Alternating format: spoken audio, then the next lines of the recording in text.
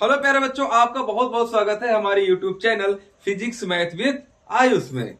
बच्चों, आज का टॉपिक बहुत ही इंटरेस्टिंग होने वाला है।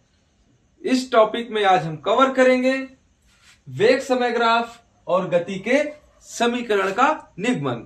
तो आज दोनों टॉपिक को बहुत ही बेहतरीन तरीके से कवर करने वाले हैं।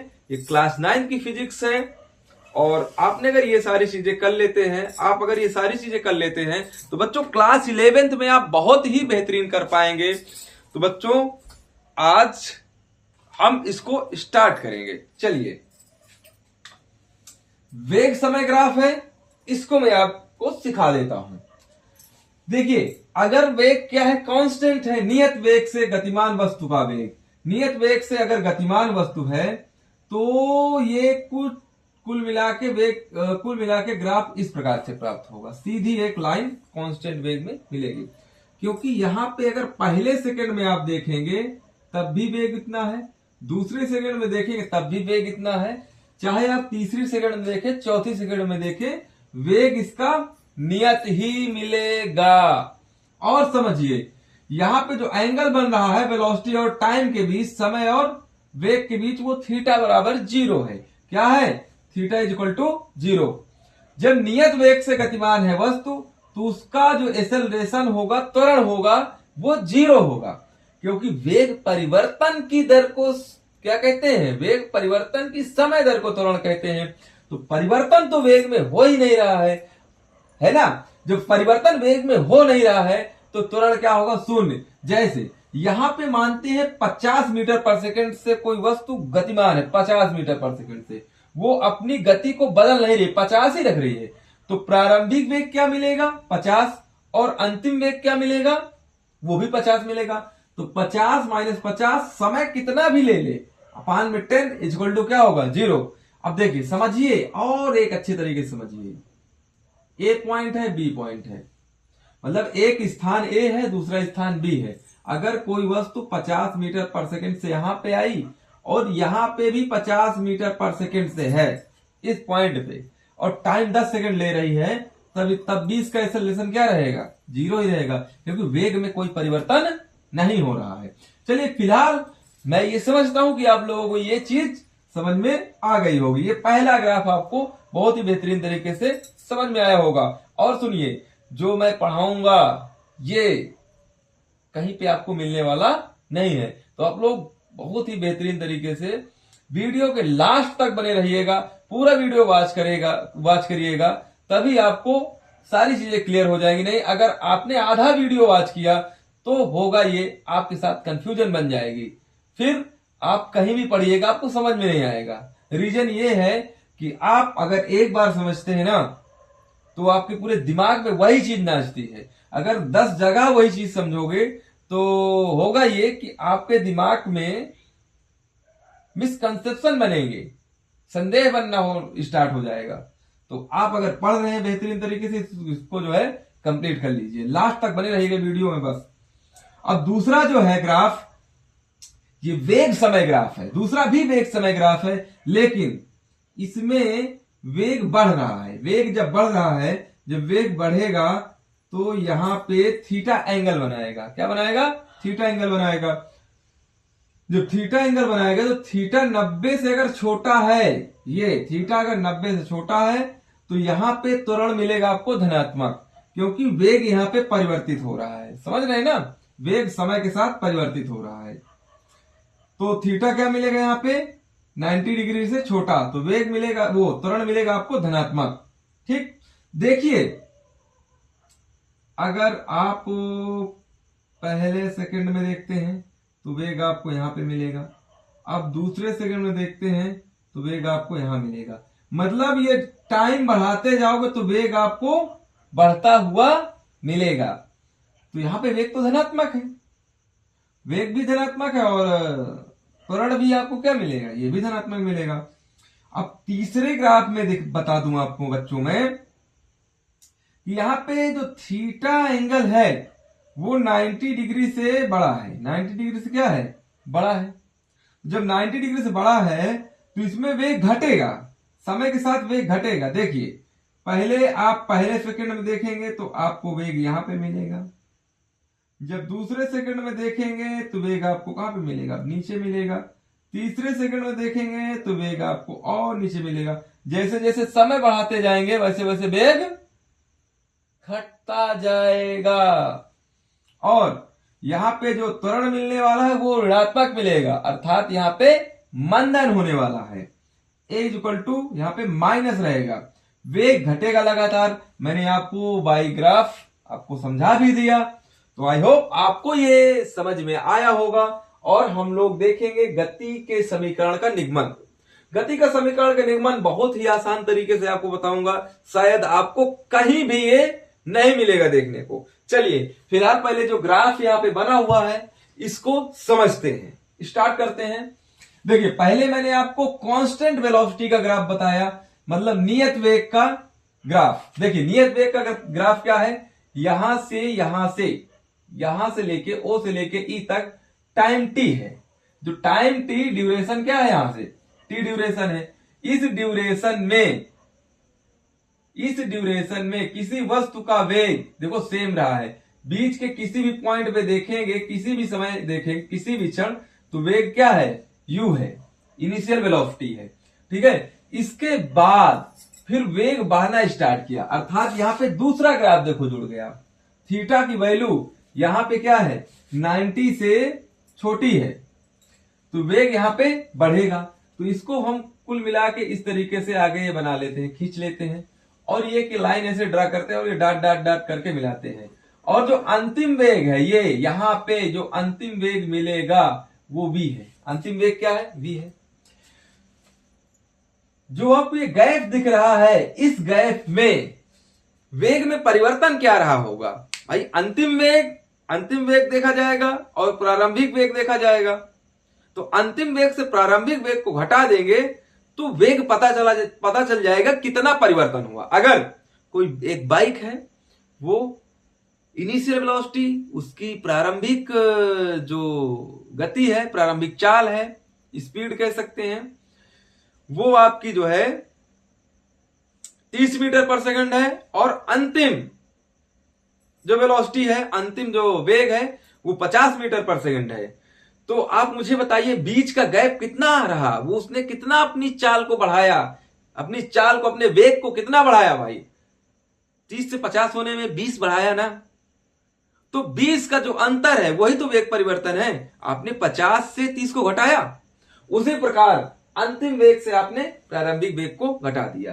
तो यहां जो गैप मिलेगा वो v माइनस यू रहेगा। इधर भी जो गैप है एडी, उतना ही गैप यहाँ पे बीसी में है, तो मतलब v माइनस यू यहां पे मिलेगा।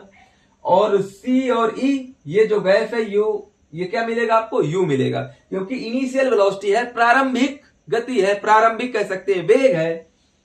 तो अब तीनों समीकरण का निगमन करेंगे। नंबर फर्स्ट समीकरण, उसका निगमन कैसे करेंगे देखते हैं बच्चों। त्रिभुज बीडीसी में पहला है, उसको आपको देखना पड़ेगा बी डी और सी।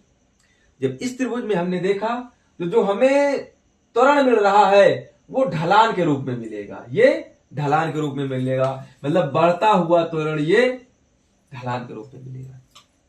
देखो क्लास 9th में अभी आपका ट्रिग्नोमेट्री तो है नहीं, लेकिन मैं उस बेस पे आपको समझा दे रहा हूं। जो ढलान है, त्वरण है, ए इक्वल टू वो लंब बटे आधार के रूप में मिलेगा, लंब बटे आधार। तो लंब यहाँ पे देखेंगे तो इस जो त्रिभुज में लंब आपको दिखाई देगा थीटा को देखते हुए, तो बीसी है, क्या है, बीसी। और आधार क्या है यहाँ पे, डीसी। यहाँ पे क्या मिलेगा, डीसी मिलेगा। तो बीसी की वैल्यू v माइनस यू ये यहाँ पे दिखाई दे रही होगी आपको, v माइनस यू लिखूंगा, और जो आधार है यहाँ पे लिखूंगा t। तो यहाँ पे अब जो डिवाइड में t है इसको इधर लेंगे मल्टीप्लाई में, देखना ये हो जाएगा 80 और ये बनेगा v माइनस यू। जब ये माइनस में u है इधर आपको दिखाई दे रहा है, जब इसको इधर लिखेंगे तो u प्लस में आ जाएगा, तो v equal to u plus 80। बताइए बात क्लियर हो गई कि नहीं क्लियर हो गई। पहला समीकरण का निगमन आ चुका है बच्चों, और हम लोग देखेंगे समीकरण दूसरे का निगमन। चलिए ये यहां पे लिखा हुआ है, जो दूसरा समीकरण मिलेगा वो इस प्रकार से मिलेगा कि ये जो त्रिभुज आपको दिखाई दे रहा है इसका क्षेत्रफल और जो आयत दिखाई दे रहा है इसका क्षेत्रफल, दोनों के क्षेत्रफल का सम होगा, योग होगा। चलिए एस इज इक्वल टू त्रिभुज का क्षेत्रफल प्लस आयत का क्षेत्रफल। जो त्रिभुज है, त्रिभुज एक प्रकार से आपको समकोण दिखाई दे रहा है, तो समकोण त्रिभुज का क्षेत्रफल का जो फार्मूला होता है वो होता है 1/2 आधार गुणे में ऊंचाई। तो एस इज इक्वल टू आधार, यहां पे देखें बच्चों, आधार यहां पे टी है और ऊंचाई v माइनस यू है। तो ऊंचाई वाले को मैं पहले लिख ले रहा हूं v माइनस यू और इसको बाद में t लिख ले रहा हूं, कोई दिक्कत नहीं है। चाहे आप t को पहले लिख के v माइनस यू लिखें, कोई दिक्कत होने वाली नहीं है। प्लस अब लंबाई गुणे चौड़ाई, अगर इसमें इस आयत में देखें तो लंबाई क्या है डीसी, जो इसकी वैल्यू मिल रही है वो टी मिल रही है, और जो चौड़ाई है आपकी सीई उसको उसकी वैल्यू मिल रही यू। तो दोनों को लिखेंगे मिला के यूटी, क्या लिखेंगे भाई, यूटी लिखेंगे। तो s is equal to 1/2 v minus u t plus u t. और आप ध्यान से ये देखिए, तो पहले हम यूटी लिख ले रहे हैं, पहले क्या लिख ले रहे हैं, यूटी लिख ले रहे हैं प्लस 1/2। अब v माइनस यू की वैल्यू क्या है, v माइनस यू की वैल्यू यहां से आप लोग ध्यान दीजिए, पहले समीकरण से v minus u is equal to 80। तो जहां पे ये v माइनस यू है यहां पे आप सेट कर दीजिए 80। ये देखो 1/2 80 इंटू 80। अब देखो t 2 बार है तो 1/2 80 square. S is equal to u t, u t लिख देंगे, s is equal to u t plus 1/2 80 square. बताइए बच्चों, ये समझ में आया, बिल्कुल समझ में आया। चलिए समीकरण नंबर तीसरा देखते हैं, इसको कैसे हम लोग प्राप्त करेंगे। तीसरा समीकरण कैसे प्राप्त किया जाएगा, एवरेज वेलोसिटी मतलब कि औसत वेग। औसत वेग क्या होता है, अंतिम वेग प्लस प्रारंभिक वेग अपान में 2, यही होता है। अगर विस्थापन की बात करूं तो विस्थापन बराबर होता है औसत वेग गुणे में समय। तो औसत वेग आपका v प्लस यू बाई 2 है, तो औसत वेग की तरफ लिखेंगे v प्लस यू बाई 2, और समय t, इसकी जगह पे हम लोग क्या लिखेंगे, समीकरण पहले से हम देखेंगे तो t is equal to v minus u upon में a, नीचे चला जाएगा कि नहीं जाएगा, जाएगा ही नीचे। तो t is equal to v minus u upon में a, यहां पे वैल्यू रखेंगे v माइनस यू अपान में a। तो अब आप लोग ये देख रहे हैं कि v प्लस यू और v माइनस यू बन रहा है। ये क्या बन रहा है, ये बन रहा आइडेंटिटी सर्वसमिका a प्लस बी और a माइनस बी, मतलब a square minus b square. तो ऐसे ही इसको समझें तो ये बनेगा भैया v स्क्वायर और u ये बनेगा माइनस यू स्क्वायर अपान में 2a। 2a इधर डिवाइड में है, इधर मल्टीप्लाई में ले लेंगे, तो 2as is equal to v square minus u square. ये चीज बना ना। अब देखिए यू स्क्वायर इधर मल्टीप्लाई, इधर माइनस में है, इधर किस में आ जाएगा, प्लस में। तो v square is equal to u square plus 2as। तो बच्चों ये बात आपको समझ में आई होगी, हमारा वीडियो आपको अच्छा लगा होगा। लेकिन इससे पहले मैंने बोला था कि मैंने लास्ट में आपको कुछ सारी जानकारी और दूंगा, तो मैं आपको बता दे रहा हूं बच्चों, यहां पे जो u है वो प्रारंभिक वेग है और v क्या है, अंतिम वेग है। त्वरण क्या है, त्वरण a है, और समय क्या है, t है, समय t है। लेकिन लास्ट में जो बताने वाला हूं वो कुछ अलग होगा, चलिए उसको बता देता हूं भाई लास्ट में। थोड़ा इसको इरेज करना पड़ेगा बच्चों। देखिए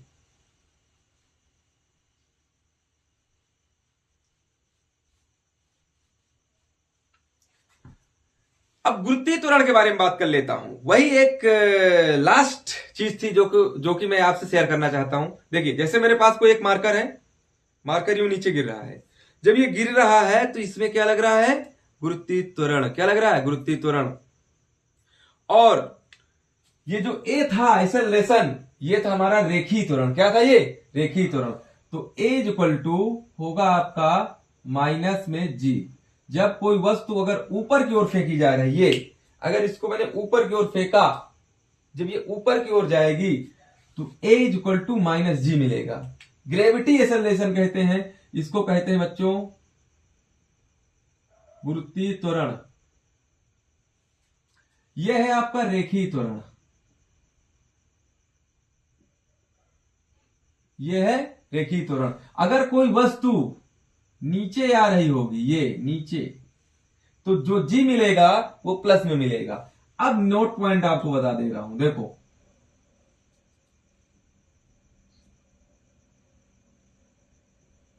विषुवत रेखा पर या विषुवत रेखा पर कह सकते हैं